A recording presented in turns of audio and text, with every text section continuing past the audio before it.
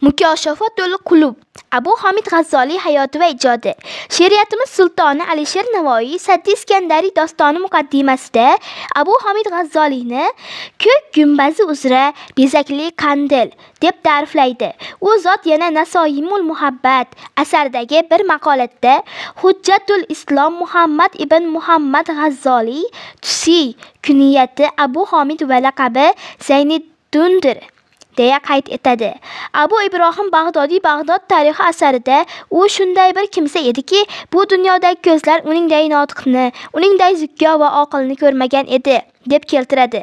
Ibn Mukri Tuhfatul Irshodda uning muborak ismi bilan ko'kraklar masrur bo'lib ko'tarilib ketadi, nafaslar quvonchga to'ladi deydi. Bunchalik ko'p va yuksak maqtovlarga sazovor bo'lgan inson asli kim edi? Nima uchun uni bu qadar alqab ulug'laganlar? Mukoshafatul Qulub kitobining muallifi Abu Hamid G'azzoliyning hayoti va ijodidan sizlarga bir parcha so'zlab berdim. Davomi keyingi videolarda obuna bo'lishni unutmang.